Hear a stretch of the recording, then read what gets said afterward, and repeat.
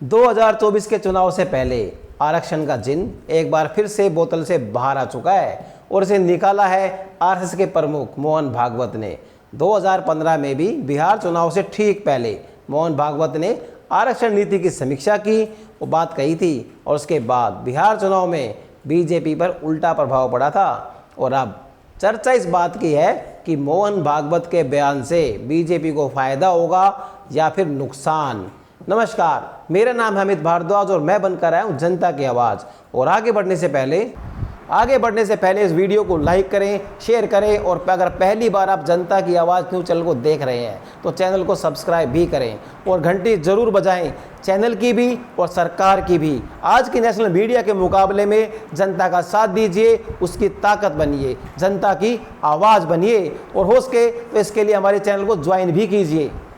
पहले आप सुनिए कि नागपुर के कार्यक्रम में राष्ट्रीय स्वयंसेवक संघ के प्रमुख मोहन भागवत जी ने क्या कहा।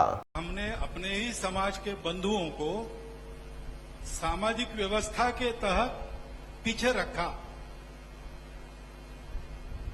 उनका जीना पशु समान हो गया तो हमने चिंता नहीं की और ऐसा कम से कम 2000 वर्ष चला ही है। धीरे धीरे महाभारत में ऐसे उदाहरण मिलते हैं जात पात के उल्लेख से और कुछ बातें नहीं दी तो इक्का दुक्का है कि जन्म से जात पात नहीं माननी चाहिए वगैरह वगैरह, परंतु तब शुरू हो गया और धीरे धीरे बहुत विकट स्थिति में पहुंचा।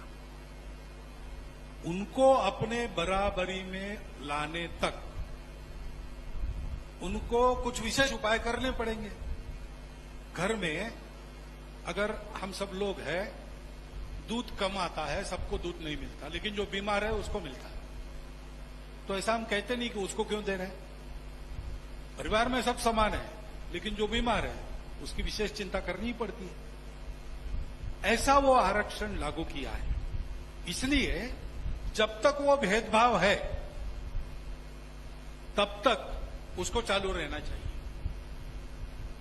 संविधान सम्मत जितना आरक्षण है उसको हम संघ के लोग तो पूरा समर्थन देते हैं। तो सुना आपने क्या कहा मोहन भागवत ने।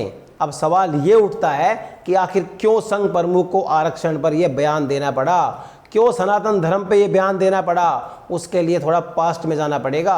2014 में भाजपा प्रचंड बहुमत के साथ सत्ता में थी, जी हाँ, और उसके बाद 2015 में बिहार विधानसभा के चुनाव से पहले भागवत जी ने कहा था कि आरक्षण नीति की समीक्षा होनी चाहिए और राजनीतिक अथॉरिटी को इस समिति की निगरानी करनी चाहिए ताकि ईमानदारी और समान हित में काम हो सके। इस पर खूब हंगामा हुआ था और 2015 के बिहार विधानसभा चुनाव के पहले इसे लेकर खूब बवाल हुआ। लालू प्रसाद ने तो इस बयान को खूब बुनाया। लालू प्रसाद ने तो ये कहा था कि अगर माँ का दूध पिया है तो आरक्षण को ख़त्म करके दिखाओ, और भाजपा ने भी भागवत के इस बयान से पल्ला झाड़ लिया था। और इसके बावजूद 2015 के बिहार विधानसभा चुनाव में भाजपा की करारी हार हुई थी। तब माना गया था कि भाजपा को भागवत के इस बयान का नुकसान उठाना पड़ा है। लेकिन 2024 के लोकसभा चुनाव से पहले अब आरक्षण पर उनका सुर बदल गया है।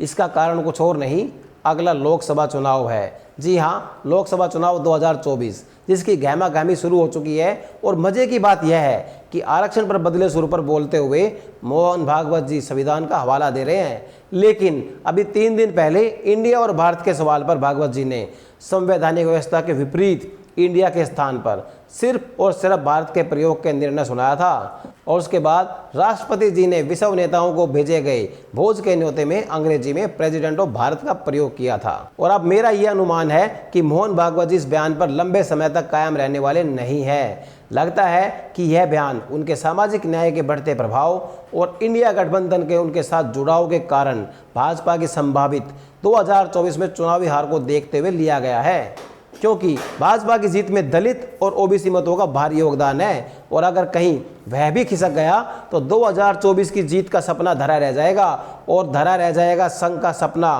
शानदार शताब्दी समारोह का।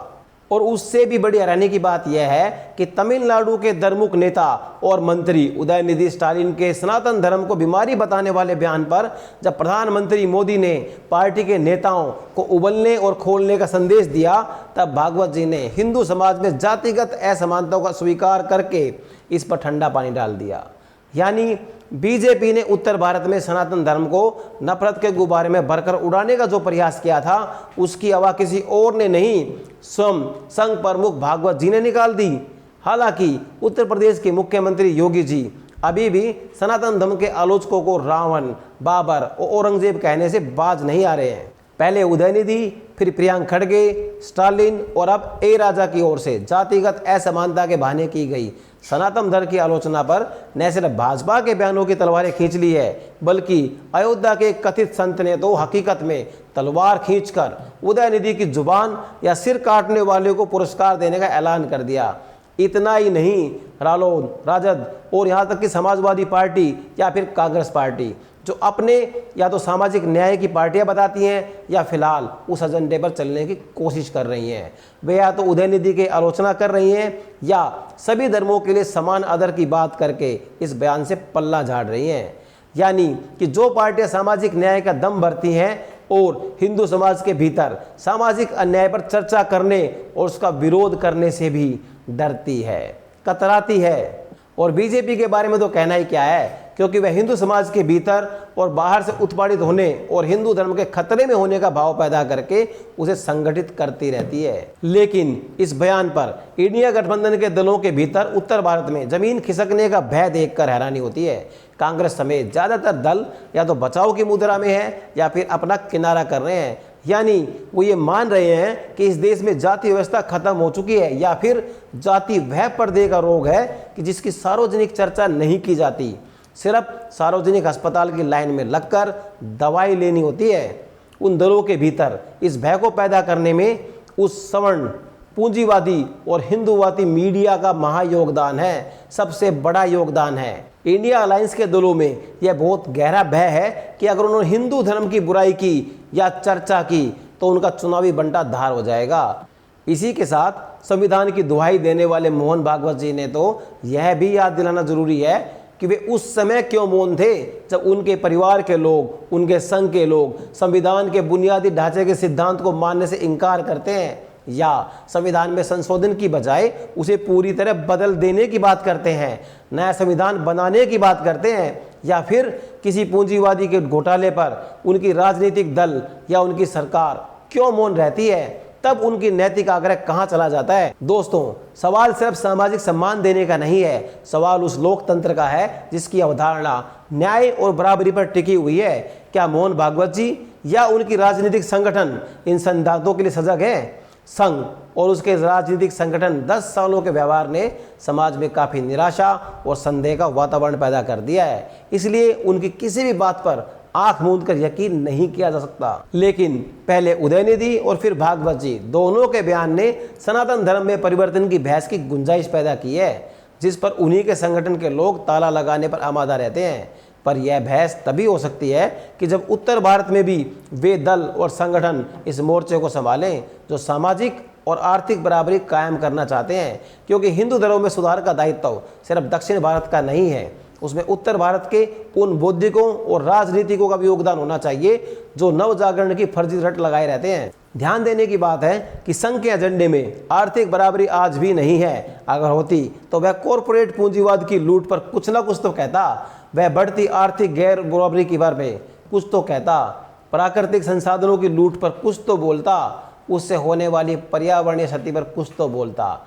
उसे उसकी कोई चिंता नहीं है, क्योंकि उन्हें मालूम है कि जो पार्टियां भाजपा के विरोध में हैं वे भी इस मामले में दूध की धुली हुई नहीं है, वे भी पूरी तरह ईमानदार नहीं है।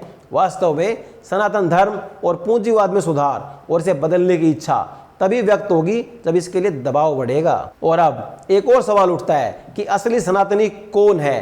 क्या असली सनातनी वह है जो किसी भी परिवर्तन का विरोध करता है या परिवर्तनों को धीरे धीरे करने का हिमायती है और उसे सहज रूप में स्वीकार कर लेता है?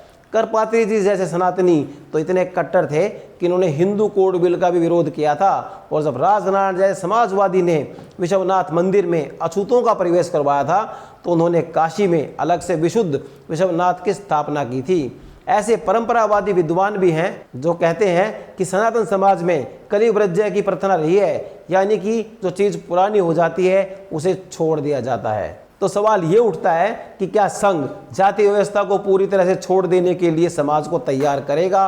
फिलहाल 2015 में आरक्षण का विरोध करने वाले और 2019 में आरक्षण विरोधियों और समर्थकों के बीच बहस चलाने की बात करने वाले और फिर चुनाव में नुकसान उठाने वाले मोहन भागवत ने अपने इस बयान से एक जरूरी बहस का मार्ग बाधित करने की बजाय खोला है। लेकिन उससे ही बड़ा सवाल यह है कि क्या उत्तर भारत के समाजवादी, साम्यवादी और गांधीवादी इस दम घोटू माहौल में उस बहस, विचार और कार्यक्रम को आगे बढ़ाने के लिए तैयार हैं? सवाल हिंदू राष्ट्र का भी है।